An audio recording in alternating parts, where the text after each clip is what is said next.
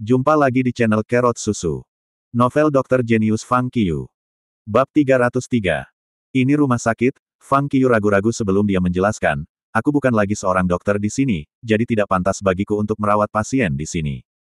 Fang Qiu memang sangat berhati-hati. Meskipun dia sudah memiliki sertifikat kualifikasi dokter dan juga sudah menjadi pengrajin dokter, ini tidak ada hubungannya dengan kualifikasinya. Pertama, dia dipecat oleh rumah sakit, dan kedua, dokter kepala departemen ortopedi adalah Shen Chun. Bukankah sangat tidak sopan memperlakukan pasien tepat di luar ruang konsultasi Shen Chen? Ini pasti akan mempengaruhi Shen Chun. Lebih penting lagi, dia telah dipecat oleh rumah sakit, jadi dokter lain mungkin berpikir bahwa dia pamer jika dia merawat seorang pasien di rumah sakit. Ini membuatnya ragu untuk merawat pasien. Para pasien yang berasumsi bahwa Fang Qiu datang untuk memberikan hadiah kepada Shen Chen terkejut ketika mereka mendengar pertukaran antara Fang Qiu dan pengemudi. Apakah ini berarti anak ini adalah seorang dokter? Saya pikir dia bernama Xiao Fang. Mengapa saya belum pernah mendengar tentang dia sebelumnya? Dia terlihat sangat muda. Aku yakin dia bahkan belum lulus. Bagaimana dia bisa menjadi dokter? Saya ingat pernah mendengar tentang dokter ortopedi terkenal di rumah sakit ini yang bernama Xiao Fang. Mungkinkah itu dia? Para pasien berdiskusi dengan penuh semangat. Mereka memandang Fang Qiu dengan bingung. Di samping itu, apa yang Anda takutkan? Sopir itu menolak untuk beranjak dari posisinya di depan Fang Qiu dan berkata dengan keras, bahkan jika Anda tidak lagi bekerja di rumah sakit, Anda masih seorang dokter. Mengapa Anda tidak bisa melihat pasien di sini? Itu benar tapi, Fang Qiu tersenyum kecut. Bagaimana dia bisa mengharapkan pengemudi ini memahami pendiriannya tentang masalah ini? Aku tidak peduli, kata pengemudi itu dengan menggelengkan kepalanya. Tidak mungkin aku akan membiarkanmu lolos kali ini setelah menghabiskan waktu yang lama untuk mencarimu. Saya tidak akan mempercayai ibu mertua saya dengan dokter-dokter lainnya. Xiao Fang, Anda harus melihat ibu mertua saya hari ini, apapun yang terjadi. Sopir itu tampak seolah-olah tidak akan membiarkan Fang Qiu pergi kecuali dia berhasil. Ketika Fang Qiu melihat posisi pengemudi, dia benar-benar bingung. Dia tidak mungkin membuang-buang waktu di sini. Keretanya dijadwalkan berangkat pada sore hari, tetapi dia tidak punya banyak waktu lagi. Jika dia terus membuang-buang waktu di sini, dia mungkin bahkan tidak tepat waktu untuk bergegas ke stasiun. Setelah pikiran itu terlintas dalam benaknya, dia akhirnya mengerutkan kening dan berkata, baiklah. Pengemudi itu segera menjadi cerah ketika dia melihat bahwa Fang Qiu telah setuju untuk bertemu dengan ibu mertuanya. Ayo cari tempat duduk, kata Fang Qiu sambil melihat sekeliling. Dia akhirnya menemukan tempat kosong di ruang tunggu dan membantu wanita tua itu. Wanita tua itu tampak bingung ketika dia menatapnya dengan bingung. Di samping itu, sopir terus menyanyikan pujian Fang Qiu kepada ibu mertuanya. Dia terus menekankan betapa menakjubkan keterampilan Fang Qiu dan berkata bahwa tidak ada dokter ortopedi di rumah sakit ini yang sebaik Fang Qiu. Pasien lain, yang menguping, mengejek. Wanita tua itu tampak tercengang, dan jelas bahwa dia tidak mempercayai kata-kata pengemudi itu. Dia duduk setelah mencapai ruang tunggu. Fang Qiu mendukung wanita tua itu dan membuatnya duduk tegak. Kemudian, dia meraba leher wanita tua itu. Tiba-tiba, ada suara retak yang keras. Retak. Wanita tua itu menegang, dan dia tampak sedikit ketakutan. Pasien-pasien lain berkerumun di sekitar, dan mereka semua takut bahwa Fang Qiu telah memperburuk masalah wanita tua itu. Namun, Fang Qiu sudah melepaskan tangannya dari lehernya saat mereka mengelilinginya. Aku sudah selesai, katanya dengan anggukan. Aku bergegas kembali ke kota asalku, jadi aku akan pergi dulu. Kemudian, dia segera berbalik dan pergi. Terima kasih, Dr. Xiao Fang. Sopir berterima kasih kepada Fang Qiu tanpa bertanya bagaimana perasaan ibu mertuanya.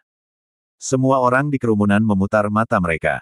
Setelah Fang Qiu pergi, kerumunan di sekitarnya mendekati pengemudi.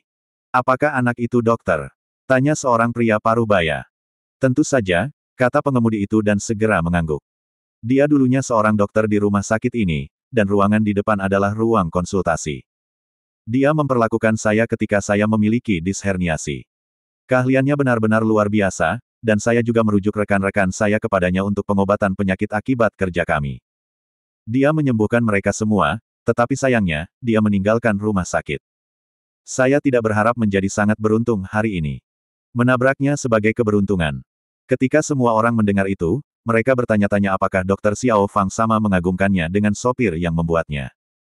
Mereka bukan pengemudi dan tidak memiliki penyakit akibat kerja. Setiap kali mereka mengunjungi rumah sakit ini, mereka akan mendaftar untuk menemui spesialis. Selain itu, mereka jarang mengunjungi departemen ortopedi, jadi mereka secara alami tidak mendengar ketenaran Dr. Xiao Fang. Mereka berpikir bahwa pengemudi itu sepertinya mengisahkan sebuah dongeng. Pada saat itu, wanita tua yang sangat terkejut sebelumnya menggerakkan kepalanya dalam lingkaran dan berseru kaget, "Saya merasa hebat. Kepalaku juga tidak sakit lagi. Sudah saya katakan bahwa perawatan Dr. Xiao Fang selalu efektif, bukan?" Kata pengemudi sambil tersenyum. "Aku pikir aku benar-benar baik-baik saja sekarang," kata wanita tua itu ketika dia berusaha memalingkan kepalanya. Dia sudah sangat kesakitan sebelumnya sehingga dia bahkan tidak bisa memalingkan kepalanya, tapi sekarang, dia bisa dengan mudah memutar kepalanya tanpa mengalami rasa sakit. Ini membuatnya senang sekaligus gembira. Semua orang tercengang ketika mereka melihat reaksi wanita tua itu. Mereka semua menyaksikan kondisi wanita tua itu sebelumnya, dan sekarang, wanita tua itu tampak seperti wanita yang berubah. Kulitnya tampak jauh lebih baik dari sebelumnya juga. Apakah dia benar-benar telah sembuh? Mereka tidak bisa tidak memikirkan pria muda yang datang untuk memberikan hadiah sebelumnya. Bagaimana dia bisa menyembuhkan wanita tua dari penyakit serius setelah hanya menyesuaikan leher wanita tua itu? Itu tadi menakjubkan. "Nenek, apakah kamu benar-benar sudah sembuh?" Seorang pria paruh baya bertanya. "Ya, sudah," kata wanita tua itu dengan anggukan bersemangat. Ekspresi semua orang berubah. "Teman, mengapa kamu tidak memberitahu kami sebelumnya bahwa ada dokter yang luar biasa?" "Tepat sekali, jika kamu memberitahu kami sebelumnya, tidak akan ada kebutuhan bagi kita untuk menunggu di sini dalam antrian untuk giliran kita. Selain itu, dia sangat pintar sehingga saya yakin dia akan bisa selesai melihat kita semua dalam beberapa menit. Lebih penting lagi, dia bahkan melakukannya secara gratis. Sobat, tahukah kamu jika dokter ini masih bekerja di rumah sakit ini? Apakah Anda tahu kapan shift-nya?" Semua orang bertanya dengan penuh semangat. "Berhenti. Sopir cepat-cepat meletakkan jari di bibirnya dan berkata, "Ini rumah sakit. Cobalah untuk menahan diri dari menyebabkan gangguan pada dokter yang masih melihat pasien."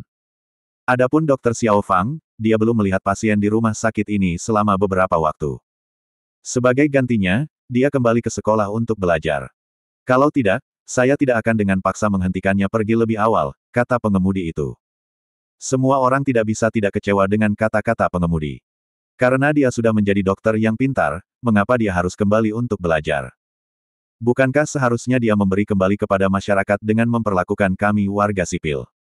Aku tidak percaya kita membiarkan dokter yang luar biasa ini lolos dari jari kita. Ah, sayang sekali. Kenapa aku tidak berbicara dengannya sebelumnya? Hebat, aku yakin akan lebih sulit untuk menangkapnya di masa depan. Semua orang berpikir sendiri. Mereka menyesal tidak menghentikan Fang Qiu pergi lebih awal. Pada saat yang sama, setelah mereka menyadari bahwa Fang Qiu bukan seorang pasien tetapi seorang dokter terkenal, mereka menyadari bahwa Fang Qiu tidak mengunjungi sebelumnya untuk mencoba menyuap masuk.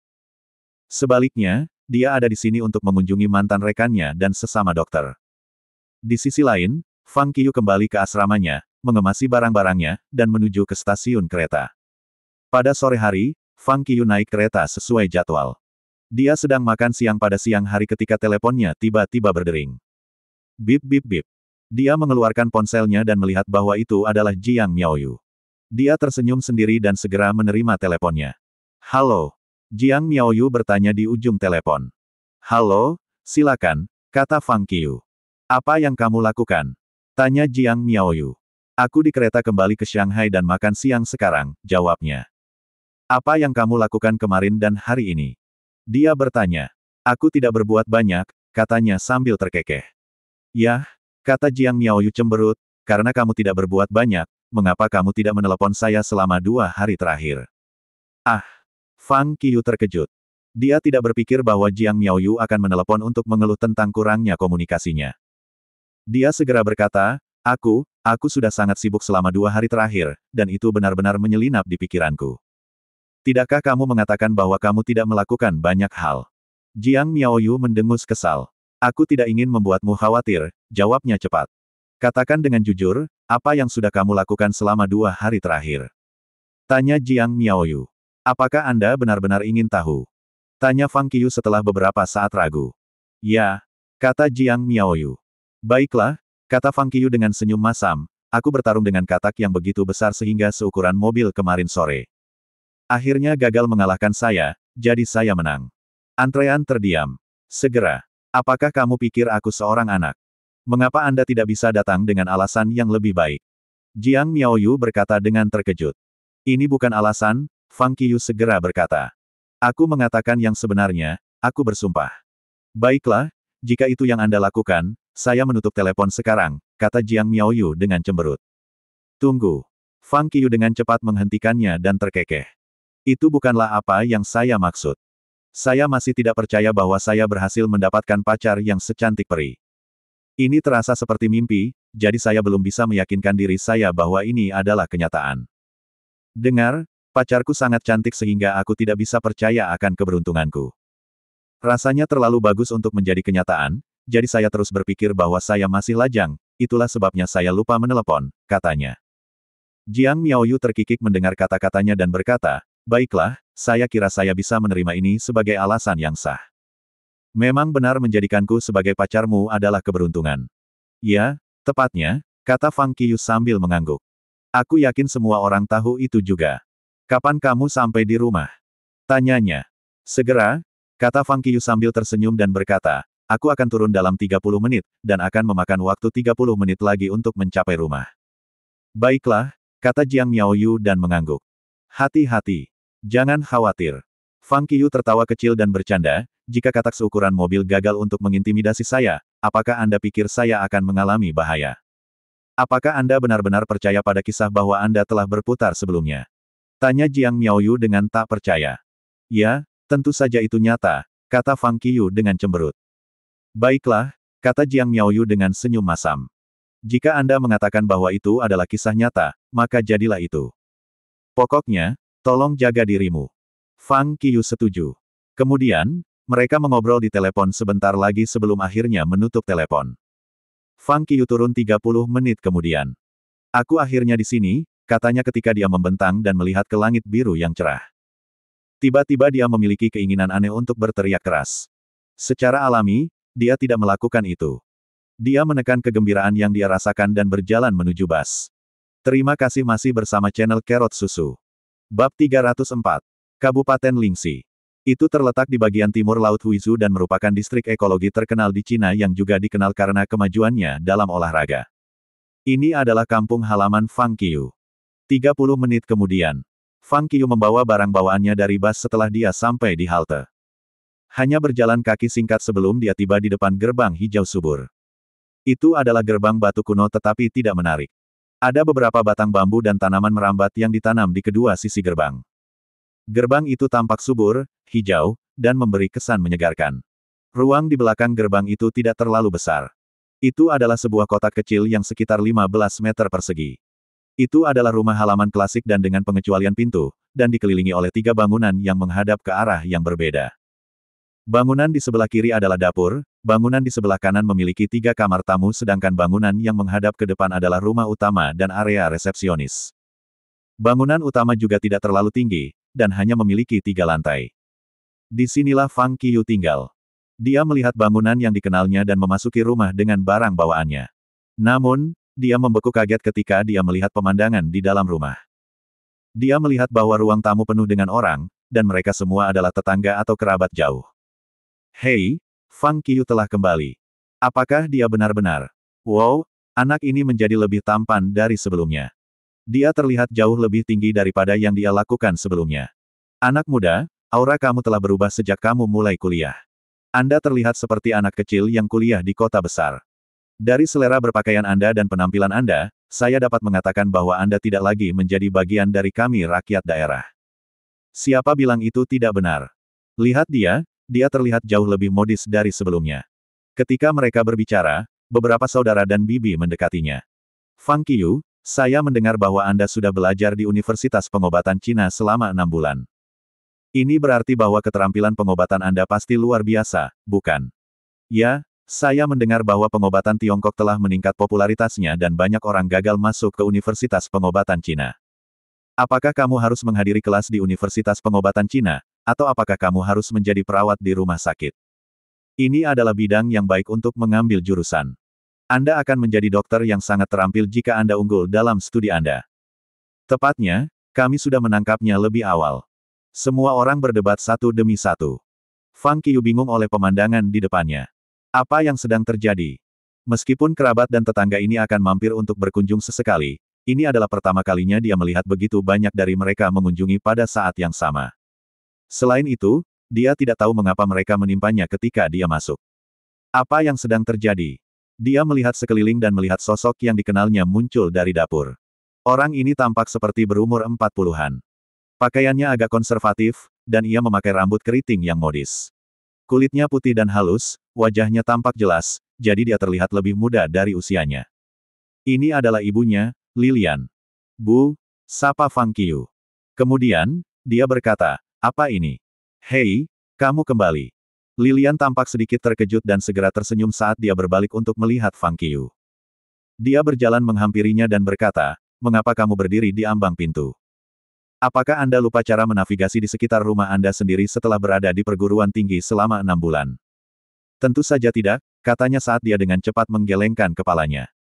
Semua orang mendengar bahwa kamu telah pergi ke Universitas Pengobatan Cina selama 6 bulan terakhir, jadi mereka datang untuk dirawat olehmu begitu mereka mendengar bahwa kamu akan pulang hari ini, katanya dengan bangga. Persis. Fang Qiu sangat berbakat, dan dia sekarang seorang dokter yang sangat terampil. Dia pasti akan menjadi dokter yang sangat terampil, tetapi dia hanya menghadiri kelas 6 bulan, jadi agak terlalu dini untuk memanggilnya begitu. Pengalaman sangat penting dalam praktik kedokteran. Apakah penting kalau kelasnya baru 6 bulan? Dia telah mempelajari pengobatan Tiongkok selama 6 bulan terakhir dan mengetahui seberapa pintar dia, bukankah mudah baginya untuk mengambilnya? Persis. Saya yakin dia unggul dalam studinya dan sekarang menjadi dokter yang ulung. Kemarilah dan perlakukan aku dulu. Tunggu, lihat aku dulu. Semua orang menghentikan diskusi tentang Fang Qiu dan tiba-tiba berteriak-teriak diperlakukan olehnya. Mereka berteriak kegirangan untuk mendapatkan perhatiannya. Namun, Fang Qiu merasakan sakit kepala datang ketika dia mendengar kerabat dan tetangganya berteriak padanya. Mereka terdengar seperti lalat berdengung di telinganya. Dia telah dikelilingi oleh kebisingan sejak pagi di rumah sakit, kemudian saat naik kereta di sore hari. Sekarang, dia merasa seolah-olah akan mulai mendengar sesuatu. Bu, saya akan memindahkan barang bawaan saya ke atas terlebih dahulu, katanya sebelum cepat-cepat mengambil barang bawaannya dan berlari ke kamarnya. Tidak ada yang menggerakkan kelopak matanya saat ia berlari untuk itu, dan mereka melanjutkan diskusi mereka. Dia memasuki kamarnya, meletakkan barang bawaannya dan menghembuskannya dengan keras. Kemudian, seluruh tubuhnya rileks dan dia menjatuhkan diri ke tempat tidurnya. Pada saat yang sama, diskusi terus berputar di sekelilingnya di ruang tamu. Apakah Anda memperhatikan bahwa Fang Qiu tampak lebih energi daripada sebelumnya? Saya hanya perlu melihat sekali dan saya tahu bahwa ia harus unggul dalam studinya. Tepat, saya pikir dia telah menjadi lebih adil dari sebelumnya. Dia juga menumbuhkan beberapa otot. Jika dia tidak berhasil di perguruan tinggi, apakah kamu pikir dia akan pulang dengan semangat tinggi? Selain itu, Universitas Pengobatan Cina tidak seperti universitas biasa. Mereka harus mengenali bumbu dan barang-barang, dan mereka bahkan tidak perlu mempelajari buku pelajaran. Siswa saat ini benci belajar dari buku teks. Jurusan kedokteran China bahkan tidak perlu melihat buku pelajaran, jadi saya yakin Fang Qiu baik-baik saja. Siapa yang memberitahumu bahwa jurusan pengobatan Tiongkok tidak perlu melihat buku teks? Mereka pasti harus belajar dari buku teks juga. Namun, mereka mungkin harus belajar kurang dari siswa lain. Apakah kamu tidak melihat bahwa koper Fang Qiu berisi buku? Karena dia bahkan membawa buku ke rumah selama liburan, ini menunjukkan bahwa dia harus suka belajar. Hasilnya pasti sangat bagus. Kerabatnya tidak bisa berhenti berbicara tentang dia. Mereka tampaknya saling bergaul dan juga tampaknya menggunakan ini untuk memberitahu diri sendiri bahwa keterampilan Fang Qiu harus luar biasa dan bahwa itu adalah langkah yang tepat untuk membuatnya melihat penyakit mereka. Fang Qiu, yang bisa mendengar celoteh keras di luar dan hanya bersantai sejenak, tidak bisa berkata apa-apa. Lalu, pintu tiba-tiba terbuka. Berderak. Ibu Fang Qiu masuk dan menutup pintu. Kemudian, dia meraih sikunya dan mendudukkannya di tempat tidur sebelum dia bertanya dengan suara rendah. Katakan padaku dengan jujur, seberapa terampil kamu setelah 6 bulan di perguruan tinggi? Bu, kata Fang Qiu dengan senyum masam, kamu bahkan tidak tahu betapa terampilnya aku, tetapi kamu sudah membiarkan orang-orang ini masuk ke rumah. Tidakkah kamu takut bahwa aku akan mempermalukan kamu? Fang Qiu sudah tahu bahwa tamu-tamu ini diundang oleh ibunya. Siapa lagi yang akan mengumpulkan sekelompok orang untuk mengunjungi seorang siswa dan membuatnya memperlakukan mereka? Setidaknya dia tidak melihat siapapun yang akan melakukan hal seperti itu. Aku tidak pergi dengan banyak pilihan, kata Ibu Fang Qiyu dengan tawa canggung. Mereka terus-menerus membual tentang bagaimana anak-anak mereka pergi ke perguruan tinggi yang baik dan memperoleh beasiswa, dan sebagainya. Karena kamu berhasil masuk ke Universitas Pengobatan Cina, bagaimana aku bisa melewatkan kesempatan ini untuk membual tentang putraku? Lalu, aku tidak bisa mundur setelah aku membual tentangmu, dan ini menyebabkan situasi di luar. Fang Qiyu menggelengkan kepalanya dan tersenyum masam ketika mendengar itu. Nak, kamu sudah belajar begitu lama, jadi seberapa terampil kamu sekarang? Anda harus memberitahu saya agar saya dapat mempersiapkan diri secara mental, kata Ibu Fang Qiyu. Aku akan memberitahumu, pikir Fang Qiyu sejenak sebelum dia berkata, menurut kurikulum yang dirancang oleh universitas, aku harus mengatakan bahwa aku telah belajar beberapa pengetahuan teoritis. Potong omong kosong, kata ibunya. Ini berarti bahwa saya tidak tahu apa-apa, kata Fang Qiyu sambil membentangkan tangannya. Dan jika aku tidak berbicara tentang kurikulum sekolahmu? Tanya ibunya. Kalau begitu, aku harus mengatakan bahwa putramu adalah dokter yang berbakat, kata Fang Qiyu dengan bangga. Maksudmu kamu bisa merawat pasien? Tanya ibunya ketika matanya menyala. Tentu saja, Fang Qiyu terkekeh dan berkata, aku akan memberitahumu secara rahasia, putramu telah memperoleh sertifikat kualifikasi dokternya. Ibu Fang Qiyu tidak bisa menahan senyumnya pada kata-katanya. Kemudian, dia mengabaikan Fang Qiyu dan segera keluar dari kamarnya. Dia keluar untuk menghadapi kerumunan yang berkumpul di ruang tamu dan berkata, jangan khawatir. Keterampilan medis anak saya tidak seperti yang lain. Saya dapat menjamin bahwa dia akan dapat mengobati semua penyakit kecil Anda. Fang Qiyu terdiam oleh kata-katanya. Oh, apakah ini liburan atau aku pulang untuk mengasah kemampuanku? Kata Fang Qiyu sambil tersenyum masam. Itu adalah liburan yang sulit, dan dia berpikir bahwa dia bisa mengambil cuti beberapa hari, tetapi begitu dia sampai di rumah, dia terpaksa merawat pasien. Dia merasakan sakit kepala. Dia tidak punya banyak pilihan. Sebagai putra ibunya, ia harus hidup sesuai dengan hal-hal yang dibanggakannya tentang dia. Bagaimanapun, dia tidak bisa mempermalukan ibunya. Dia tidak berani bersembunyi di kamarnya lagi pada pikiran itu. Dia takut tetangga dan kerabat jauh yang berkumpul di luar akan mulai menyebarkan desas-desus negatif tentang dia jika dia menolak untuk memperlakukan mereka. Dia tidak takut dengan rumor ini, tetapi dia takut orang tuanya tidak akan sanggup menanggung rasa malu. Dia muncul dari kamarnya, pergi untuk mencuci tangannya, berjalan ke ruang tamu, dan berdiri di sebelah meja teh. Baiklah, jika kamu tidak keberatan aku melihat penyakitmu, aku akan memperlakukanmu, katanya sopan. Kemudian, tatapannya menyapu ruangan, dan dia bertanya, siapa yang ingin menjadi yang pertama? Semua orang terkejut karena kata-katanya. Mereka saling memandang, tetapi tidak ada yang berani melakukan langkah pertama. Mereka telah curiga dengan keterampilannya sebelumnya, tetapi mereka bahkan lebih ragu setelah mereka mendengar kata-katanya.